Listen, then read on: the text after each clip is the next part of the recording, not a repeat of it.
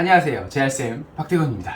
오늘은 제 기억에 남는 환자들 썰을 좀 풀어볼까 하는데요. 진짜 독특한 경험이 되었던, 뭐랄까요, 좀 이상했던 그런 환자 이야기를 좀 해볼까 합니다. 아직 날씨가 좀 덥고 하니까 미스테리 스릴러 느낌으로다가 두둥. 제가 대학병원에서 레지던트 수련을 하고 있을 때인데 20대 초반 남자애가 입원을 했거든요. 교통사고인데 조수석에 앉아있는 상태에서 접촉사고가 나면서 오른쪽 무릎을 대시보드에 부딪힌 거죠. 정형외과에서는 골절도 없고 니 컨투전, 타박상으로 보고 치료를 하다가 얘가 너무 심하게 아파하니까 다른 원인도 찾고 통증 조절도 더 타이트하게 해야 될 것 같다 라고 해서 재활학과로 전과가 된 거죠. 제가 주치의를 맡았고 처음에 환자 상태랑 기본적인 것들 파악하려고 환자랑 이야기를 나누는데 의대생이라고 하더라고요. 오, 놀랐죠? 나이도 어리고 후배 느낌도 나고 환자지만 편하게 대하게 됐죠. 무릎이 타박으로만 보기에는 좀 안 좋기는 했어요. 아마 대시보드랑 부딪히는 순간에 밀리면서 shearing force, 엇갈리는 힘, 전단력을 받으면서 염증이나 이런 소견들이 있는 것 같더라고요. 근데 문제는 얘가 아파하는 정도가 어느 정도냐면 병실 바닥에서 뒹굴뒹굴 굴러다닐 정도로 아파한단 말이죠. 그 당시에 마약성 진통제죠. 페치딘 주사도 맞고 신경 안정제도 먹고 그런 식으로 통증을 조절했었습니다. 근데 제가 주치의니까 치료를 하면서 환자를 유심히 지켜봤는데 통증의 양상이나 패턴이 뭔가 좀 이상하다고 생각이 드는 거예요. 당시에 얘가 의심됐었던 병은 CRPS라고 하는 복합성 동통 증후군인데 이 병을 오랫동안 겪으신 환자분들 이야기를 들어보면 기본적으로 통증이 항상 어느 선 이상으로 있는 상태에서 주기적으로 한 번씩 극심한 통증이 이렇게 치고 올 때가 있다 이런 식으로 표현을 많이 하시더라고요. 근데 얘는 친구들이 오거나 하면 목발을 딛기는 하지만 밖에 나가서 밥도 먹고 떠들고 잘 노는 것처럼 보이는 거죠. 그러다가 혼자 있거나 가족들이 오거나 하면 소리 지르면서 바닥을 뒹굴고 경련을 하기도 하고 뭔가 좀 패턴이 이상한데 비전형적인 패턴인가 이런 생각들을 했었죠. 그리고 아까 경련한다 그랬잖아요. 통증이 심해지면은 막 뒹굴다가 몸을 막 떨면서 눈 뒤집어지고 그런 모습이 있어서 협진을 해서 신경과 선생님도 오셔서 보셨는데 이거는 경련이 아니라는 거예요. 이유야 너무 많이 아파서겠지만 본인이 떨고 있는 거라는 거죠. 그래서 어머니하고 이 누나하고 따로 가족 보호자 면담도 했었거든요. 가정사든 뭐든 간에 얘가 스트레스를 좀 받을 만한 그런 상황이 있지는 않은지 이런 것들도 물어보고요. 그런데 그런 게 전혀 없다고 하더라고요. 전혀 아무 문제도 없대요. 근데 제가 보기에도 너무 평범한 그냥 보통의 가족이었거든요. 전혀 이상해 보이는 포인트가 없었어요. 그러다가 제가 학업 스트레스 뭐 이런 거 물어보고 요즘 의대 들어가려면 어렵지 않나요? 뭐 이런 얘기를 하고 있었죠. 그런데 여기서 진짜 충격적인 사실이 밝혀집니다. 의대생이 아니래요. 대학을 안 갔다는 거예요, 어머니께서. 이게 무슨 말이야? 이게 무슨 소리지? 그래서 오해 회진을 돌면서 원장한테 물어봤죠. 너 의대생 맞아? 그랬더니 맞대요. 아니 내가 어머니랑 오늘 이야기를 했는데 너 대학 안 갔다고 하시던데 이게 어떻게 된 거냐? 그랬더니 진짜 딱 이랬어요. 사실은 아니에요. 이러는 거야. 진짜 너무 황당해가지고 왜 거짓말을 했어? 왜? 뭐 병원에 입원했으니까 의대생이라고 하면 조금 더 신경 써주고 잘해줄까봐 그런 건지 아니면 뭐든 간에 이유가 있을 거잖아요. 그래서 제가 진짜 자세하게 여러 번 물어봤거든요. 이런 혹시 이유 때문에 그런 건지 저런 이유 때문에 그런 건지 그냥 그랬대요. 그냥 뭐 하다못해 심심해서도 아니고 정말 아무 이유 없이 그냥 그랬다는 거예요. 그 순간에 뭔가 그러면 안 되는데 뭔가 퍼즐이 맞춰지는 그런 느낌 있죠. 이게 뭔가 굉장히 이상하다. 혹시 이 통증부터 시작해서 다 거짓말일 수도 있는 거 아닌가? 이런 의심이 이제 타고 올라가는 거죠. 교통사고 난 거는 진짠가? 가족들이 다 같이 뭐 거짓말하고 이런 거 아닌가? 아니 가족은 맞나? 그 당시 제가 완전히 혼돈의 카오스에다가 멘탈 나락으로 가버렸죠. 머릿속에서는 여러 가지 소설을 썼던 것 같은데 모르죠. 진짜였을지. 얘가 한 3주 정도 그렇게 입원을 해 있다가 많이 좋아졌다. 그러면서 가족들과 함께 웃는 모습으로 퇴원을 했습니다. 그 뒤로는 병원에 안 왔어요.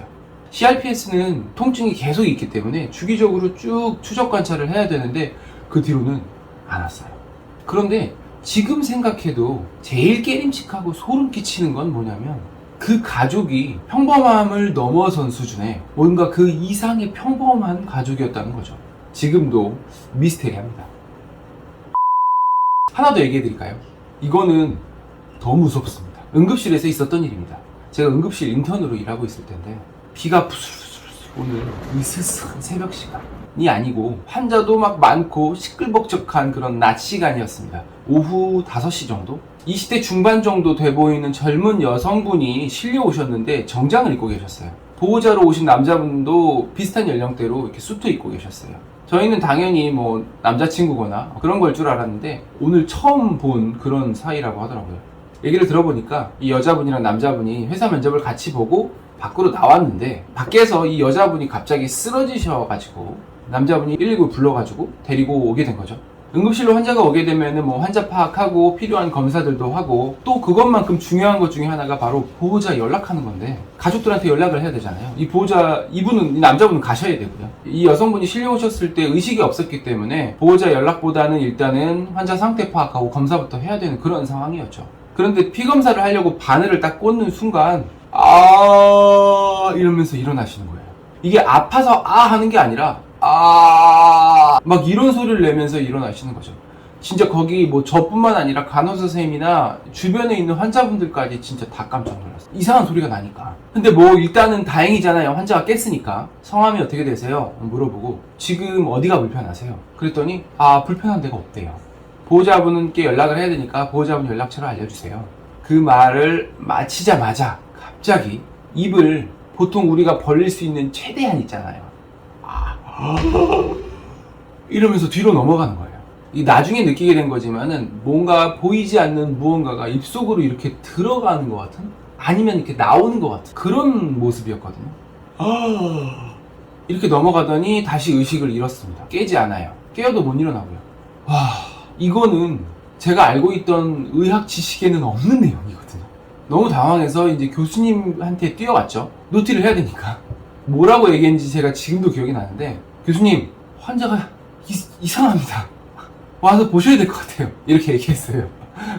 교수님도 좀 약간 짜증내면서 일어나셨어요. 노티가 이상하잖아요.